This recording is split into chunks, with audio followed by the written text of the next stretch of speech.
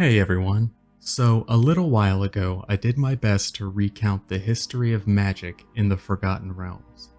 A lot of research went into that little project of mine, so first I'd like to thank the students who stayed, listened, and engaged with the material. But while poring over the tomes and scrolls and piecing together a timeline, when I arrived at the year 1482, I ran into a problem. See, 1482 was a year of great change. Some of the older adventurers among you might even remember when it happened, and if you ask any elves you might be familiar with, I'm sure they'll know exactly what you're talking about. However, your average villager probably won't have a clue about any of this, and if they do, it'll be a collage of whispered secrets and half-remembered truths. So today, I want to do my best to set the record straight. I'm going to try and give everyone here a cursory understanding of the most recent cataclysm, as it were. So today, I'll be describing the Second Sundering. But first, let's set the stage a little bit and cover some background information. Since this is the Second Sundering, what was the First Sundering? Well, at the risk of being overly simplistic, the First Sundering is the name we use to reference a specific event that happened way back in negative 17,600 DR. Sometime during that year, a group of elven high mages came together and attempted to cast one of their incredibly powerful high magic spells. These spells were only able to be cast as a ritual, and this ritual supposedly took dozens of experienced mages to cast. Their goal was to essentially try and pull a piece of land from the outer planes and situate it on the material plane itself. This would act as kind of a homeland for their people, and the ritual would succeed at pulling the landmass through. However, the resulting tremors literally ripped apart the continents of Toril and killed countless people. On top of that, the coast of Faerûn was destroyed by tremendous earthquakes and floods, with hundreds of elven settlements destroyed and many more changed forever. Of course, there's quite a bit more to that story, but that's what we're referring to when we talk about the First Sundering. And hopefully it provides a bit of context as to the severity of the Second Sundering, because clearly scholars don't exactly use that term lightly. But now I think we're ready to start looking at the Second Sundering directly. However, there is just one more bit of context I'd like to provide you. In that aforementioned entry on the history of magic, I covered a period of time known as the Time of Troubles. This is the name given to the events that took place directly after the gods Bane and Myrkul attempted to steal the Tablets of Fate from Overgod Ao and were caught red-handed. The Tablets of Fate were powerful artifacts in the form of stone slabs that served to maintain the balance between the forces of law and chaos, and acted as a barrier between the worlds of Abir and Toril. Bane and Myrkul believed some of Ao's power lay in the tablets, but for Ao, the tablets held little power and served only as reminders to the gods of their duties. But after the attempted theft and the ensuing punishments, Overgod Ao would himself destroy the tablets by grinding them to dust.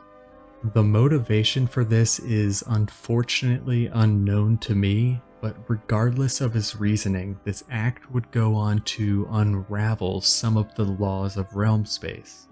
The tablets defined these laws and kept them relatively stable, but without them, chaos ensued and the worlds of Abir and Toril, separated many thousand years ago, would slowly start to overlap. But then, on top of that, with Mystra's assassination at the hands of Cyric and Shar, the Spellplague would commence, and this would drastically speed up that process. However, in the year 1482 DR, Lord Ao had apparently seen enough. he had seen what the Spellplague was doing to his domain and made the decision to reforge the Tablets of Fate as a way to restore the worlds of Toril and Abir and bring some order back to realm space, essentially rewinding the clock on the events that had taken place during the Spellplague. And it would be with this singular action on behalf of Overgod Ao that the Second Sundering began. Going forward, what I think I'll do is just give a rundown of some of the notable events that took place in the following years. And as far as I can tell, the first 2 years were relatively quiet and free from dramatic events. So we'll start here in the year 1484 DR. So, coming into this year, Ao has been diligently working on his project for about 2 years, and the news has, of course, been brought to the attention of every god at every level. With these tablets holding great power over the laws of realm space, when the other gods learned of what happened, their first thought was naturally one of worry. They were instantly concerned with how this might affect them personally. Because they knew of Ao's power, in fact they were quite aware that all of them exist because he allows it. So they wondered what would become of them now that the tablets were to be reforged. And in response, many of them would make efforts to shore up their power before anything happened.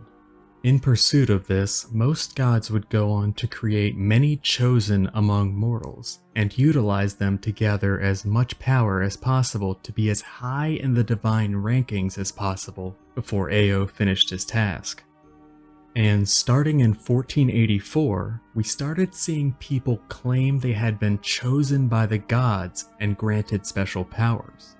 And while some of them seemed to know their purpose, many others had no idea what was happening to them. However, unfortunately for some of them, a few of the less savory factions across the realms made efforts to capture as many of these newly anointed chosen as possible, which left many of them constantly on the run to avoid their potential captors. However, in an old empire in eastern Faerûn called Malharand, the appearance of the Chosen actually allowed the Malharandi pantheon to manifest again on Toril and to come to the aid of their people. These people had become second-class citizens in High Imiskar, practically akin to slaves. But with the aid of the Chosen and a few talented mages, the Malharandi would go on to start a rebellion and call for freedom. Meanwhile, the Drow began to cloud the skies over the Silver Marches through a ritual known as the Darkening, in an effort to prepare the battlefield for their sunlight-hating warriors. A large army of orcs and drow supported by frost giants and white dragons then assaulted the Silver Marches, with one of the frontier cities being completely destroyed, among many other losses. This event has come to be called simply the War of the Silver Marches. But maybe even more importantly for the realms, a series of unusual natural disasters would hit Faerûn this year. Everything from an earthquake in western Faerûn, severe droughts in the southern lands, and a plague of locusts even descended on Am. All of these disasters leading to receding sea levels and increased conflict, taking us into the next year, 1485 DR. To start off 1485, the Chosen of Auril, known as the Goddess of Winter among other names, would start a war with the 10 towns in Icewind Dale. However, luckily for the fine people in those lands, Auril's champion would be repelled. But around the same time, the Badine people in Anarok would indirectly follow the example of the Malharandi people and spark a rebellion against their Netherese masters. And for those unaware, Anarok is a great desert in northern Faerûn that has an immense amount of history behind it that I'd like to visit in an entry of its own sometime soon. Regardless, across Faerûn, the War of the Silver Marches raged on, ultimately resulting in the orcs sieging the town of Silvery Moon, which is more or less the capital of the Silver Marches. However, during the summertime, the siege was broken and the War of the Silver Marches ended when the orc warlord was defeated and the darkening ritual dispelled. Which takes us to the end of the year, and before any of you try to tell me that 1485 was a relatively mild year all things considered, I have just one more thing. Towards the end of 1485, the Great Rain began to fall continuously in and around the Sea of Fallen Stars.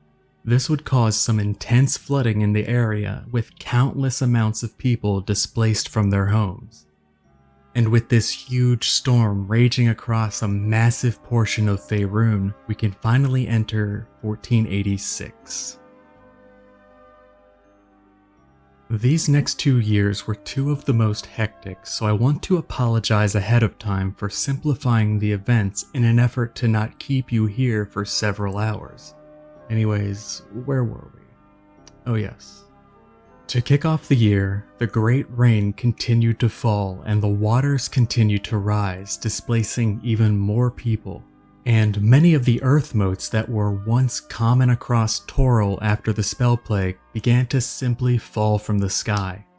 These earth motes were massive chunks of land that were suspended in mid-air, seemingly through magic.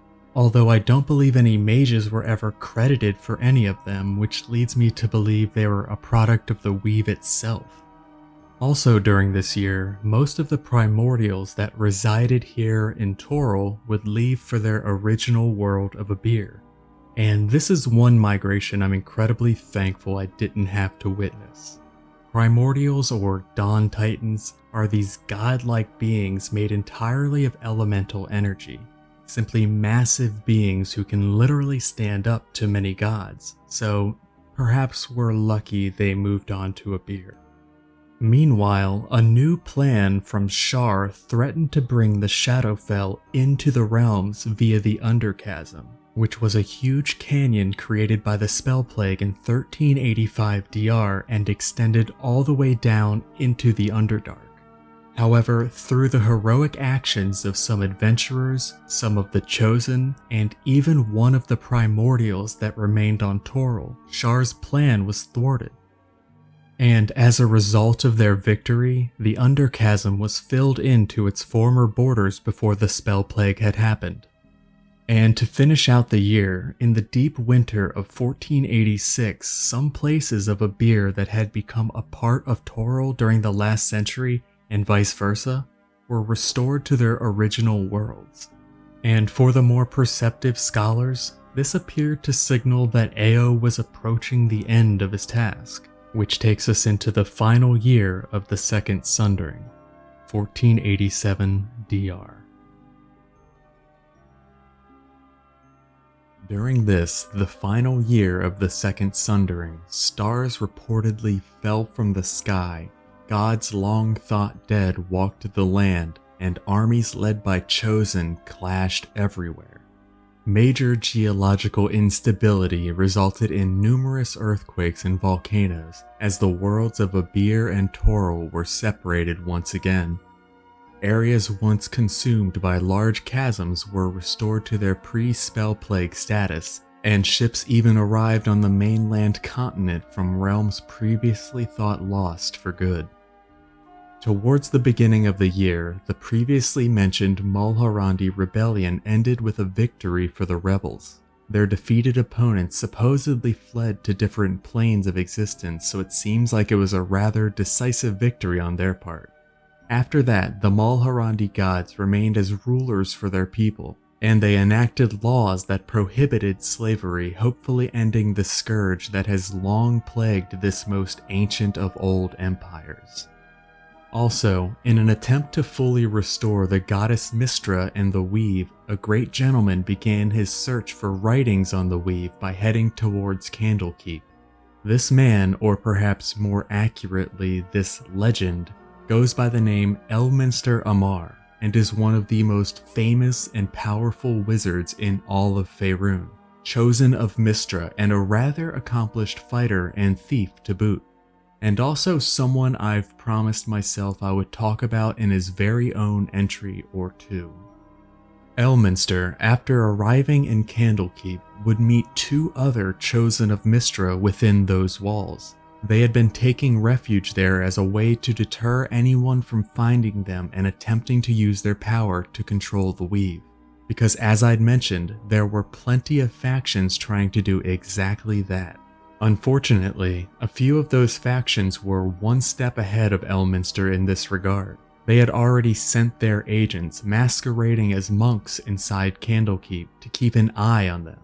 So when Elminster arrived, the sleeper agents attacked the other monks to gain control of the library, but a large number of them had already been replaced by agents from other factions, leading to a battle for the Chosen.